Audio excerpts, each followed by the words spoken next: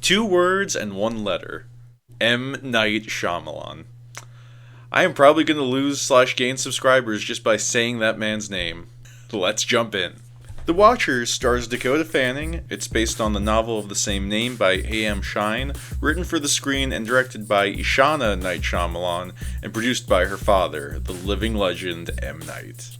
So just a disclaimer, I have actually been keeping up with this man's career for over a decade now. I'm not going to go through I'm not going to go through his whole filmography, but I will acknowledge that despite him having a bit of that losing streak for a while, I think he has really good ideas. When you can get to them, that is. I was really curious to see what his daughter was going to bring to the table, but I didn't really know exactly what to expect.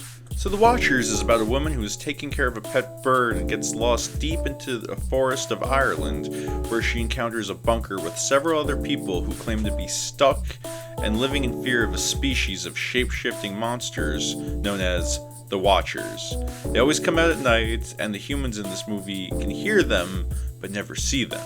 Now, when I review a film, I always try to be objective to an extent. I look at the details, I give credit to what I like, even if there's more aspects that I don't like. My opinion, of course, matters, but I try to steer away from, excessive, extreme ratings because, well, they're extreme. With that said, The Watchers is a very mixed bag. So for the good news, The Watchers contains some very high quality cinematography and lighting.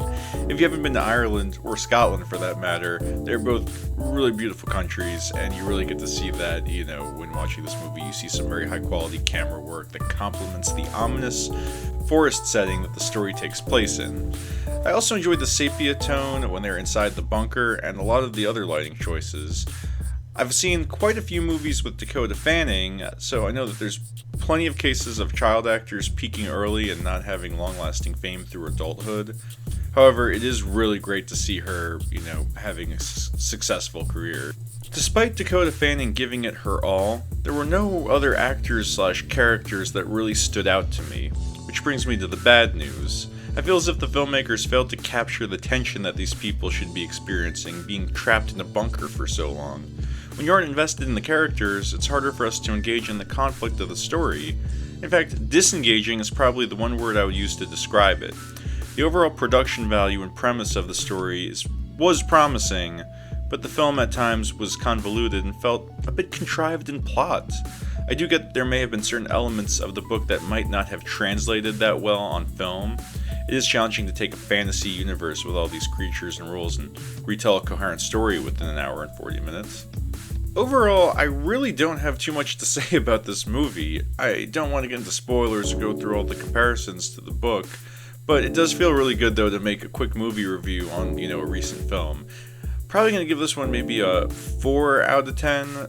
That is my review for The Watchers, and let me ask, are there any other M. Night Shyamalan movies you want me to analyze, maybe more in depth?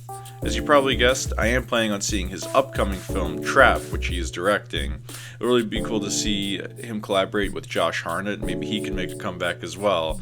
Definitely want to do a review, so stay tuned.